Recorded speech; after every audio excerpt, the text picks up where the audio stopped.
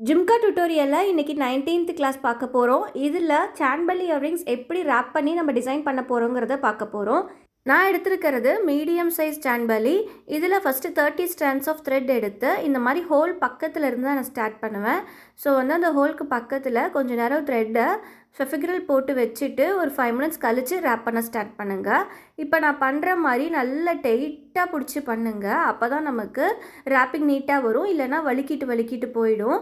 இது கொஞ்சம் ரேப் பண்ணுறது நிறைய பேர்த்துக்கு வராது. இப்போ நான் காட்டுற மாதிரி பண்ணுங்கள், சீக்கிரம் பண்ணிடலாம்.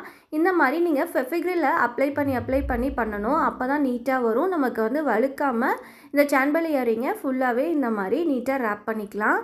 என்னோடய சேனலை ஃபஸ்ட் டைம் பார்க்குறீங்கன்னா மறக்காமல் சப்ஸ்கிரைப் பண்ணிக்கோங்க. ரெகுலர் டியூட்டோரியல்ஸ் அப்லோட் பண்ணியிருக்கேன், எல்லாத்தையுமே செக் பண்ணி பாருங்கள். இப்போ இந்த சான்பல் இயரிங்ஸை இதே மாதிரி நான் ஃபுல்லாகவே கம்ப்ளீட் பண்ண போகிறேன். கொஞ்சமாக ரொம்ப ஓவராக ஃபெஃபிக்ரில் அப்ளை பண்ண வேண்டாம், கொஞ்சமாக மட்டும் அப்ளை பண்ணால் போதும். இதே மாதிரி நம்ம சாரீ பின்னு, டிக்டாக் கிளிப் எல்லாமே இதே மாதிரி தான் நம்ம பண்ணுவோம். சேம் ப்ரொசீஜர் இதுக்கும் நம்ம அப்படி தான் பண்ணணும். நான் ப்ளூ கலர் த்ரெட் எடுத்து ஃபுல்லாகவே ரேப் பண்ணியிருக்கேன்.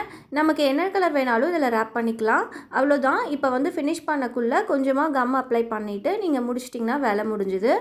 இப்போ நம்ம பேக் சைடில் திருப்பிட்டிங்கன்னா ஒரு நீட் ரேப்பிங் நமக்கு கிடச்சிரும். நான் ஃப்ளவர் ஸ்டெட் சேம் ப்ளூ கலரில் எடுத்து பின்னாடி ஸ்டெட் பேஸ் அட்டாச் பண்ணி வச்சுருக்கேன். அது காயறதுக்குள்ளே நம்ம இந்த டிசைன் பண்ணிடலாம். பால் செயின் நான் எடுத்து வச்சுருக்கேன். இதுக்கு பதிலாக ஸ்டோன் செயின், பேர்ல் செயின் எது வேணாலும் வைக்கலாம், அழகாக இருக்கும்.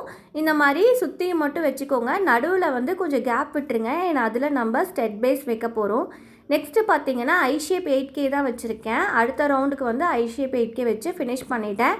இப்போ நம்ம இந்த ஸ்டெட் பேஸை அதில் வச்சோம்னா ரொம்ப சூப்பரான நமக்கு ஒரு இயரிங் ரெடி ஆகிடும். கண்டிப்பாக நீங்களும் ட்ரை பண்ணி பாருங்கள். பிடிச்சவங்க எல்லாருமே ஒரு லைக் போட்டுக்கோங்க. தேங்க்ஸ் ஃபார் வாட்சிங்.